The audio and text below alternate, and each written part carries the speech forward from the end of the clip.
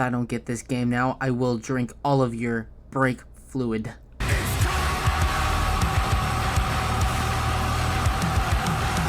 Hello ladies and gentlemen, welcome back yet again to another Suicide Squad Kill the Justice League video. Oh boy, I'm really jumping on the trend here. Now, with the teaser I didn't have a lot to say, but ticking is really where we get to see a lot of stuff in action. So let's go over it bit by bit. You know the drill. I thank you all for watching, even if that may be very few of you. I am looking forward to this game. I really hope we get more news in the coming months. But in particular, I'm really looking forward to it, and if you want to join me, that's cool. But also, I'm not afraid to criticize this game. I'll be doing more of that on the gameplay video. But for now, let's let this play out. So, what is happening in this trailer?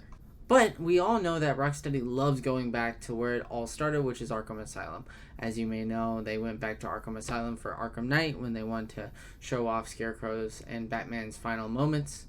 And then, of course, now they're going back to Arkham Asylum yet again. It's a way to return to their roots, but isn't Arkham Asylum mostly, like, destroyed and distraught at this point? Anyway, who knows? Where we see Amanda Waller. Okay, look, to be honest, I'm going to be 100% with you. I do not like this Amanda Waller design. I don't know why they cut her hair completely, and I don't know why. I think like she was more intimidating when she had more weight on her, and it's like, to me, that was like a key part of her design. But I'll settle with this. You know, it's not the worst design I've ever seen, so I'll be just fine. Now, as you can see right here, we have a character called Gizmo.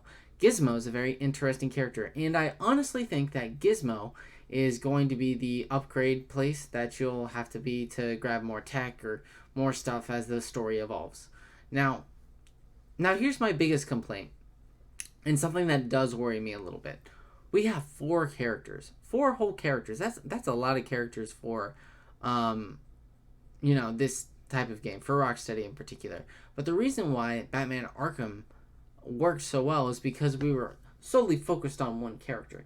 We got to experience the upgrades all in the same way. Now we're juggling 4 different characters, and I pray that the upgrades and overall skill set will be just as much, if not more, than Batman in previous games. Now, obviously, I don't think that'll be the case. I think they're going to try and spread it out. But even then, I do hope that they end up with each individual things that make them different or apart. So, like, for instance, if you have one guy play King Shark and 2 guys, there's 2 guys that play King Shark, okay? Sorry, I couldn't do math there for a second.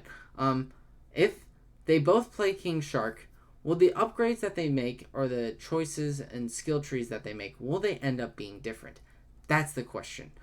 Because it seems like you can switch on them to a fly according to this interview.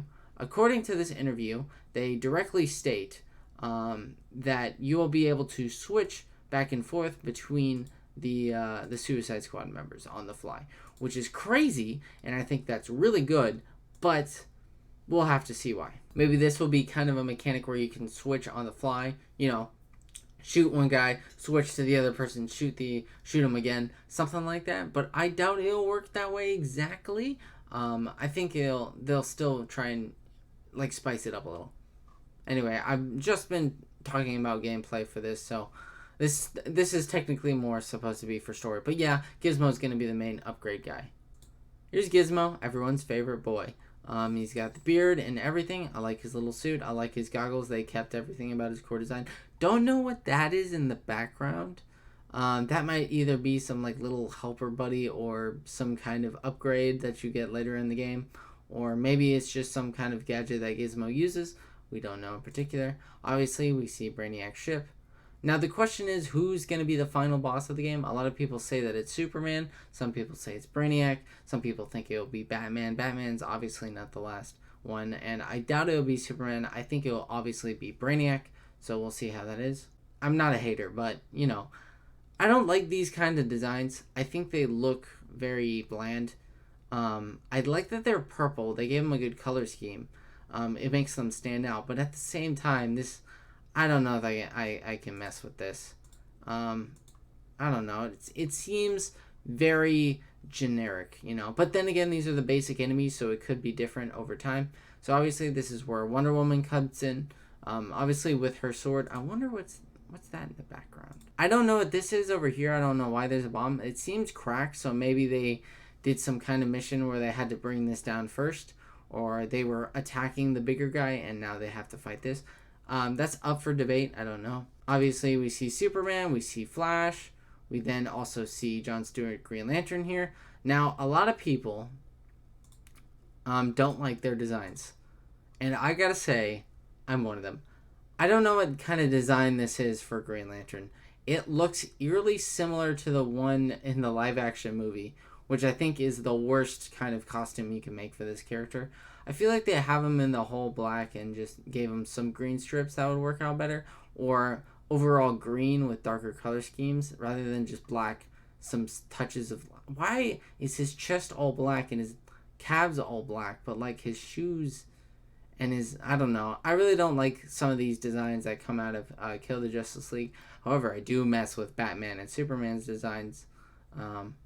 Wonder Woman's designs is okay, but it's hard to see it. Now, obviously, as everybody said, you will be able to drive around in some version of the Batmobile. I don't know if this will come later in the game or earlier in the game. The question is that I think that they'll do an Arkham Knight scenario where you can traverse the whole game using only the third person, mode. And then you jump into the car where you can drive if you want to get to there faster.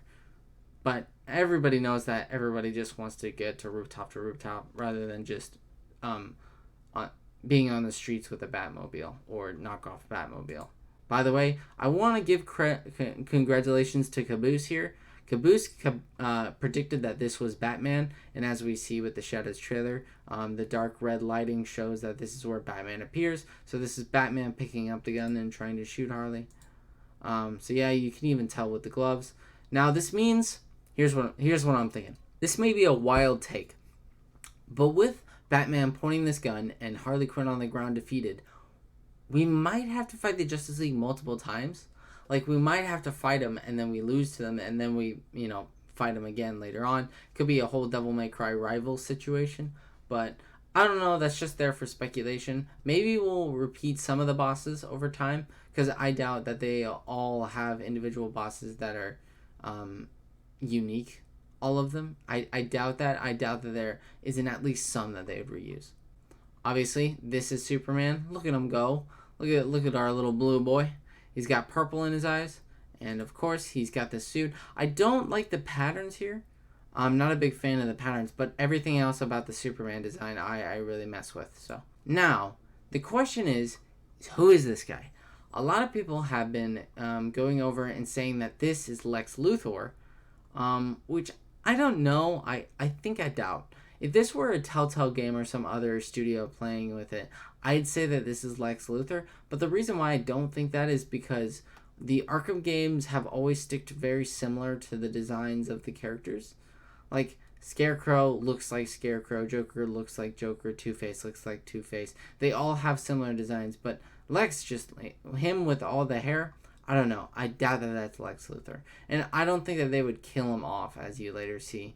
Yeah, as you can see, I don't think they would have Lex Luthor show up and then kill him off immediately by exploding his brain.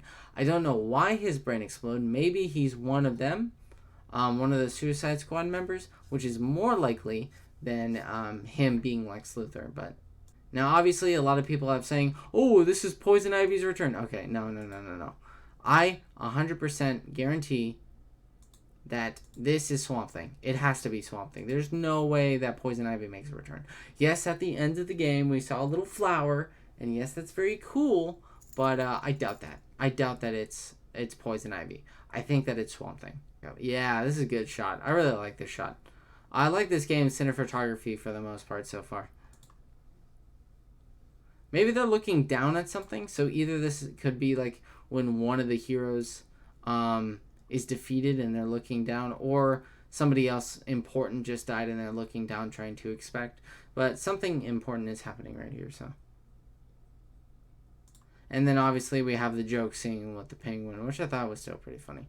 Obviously this game's tone is going to be way wackier and way more fun than all the other tones of the Arkham games. But yeah, anyway, here's the interview. If you haven't seen it before, look up that title and you'll find it. I highly suggest watching through it. Not only because the Will Arnett thing is kind of funny, it's not that funny, but it's kind of funny, and it kind of sets the ideas of what this game is trying to accomplish. And then obviously we have the interview with Rocksteady. So yeah, that's it. See you in the next video. Take it easy. Peace.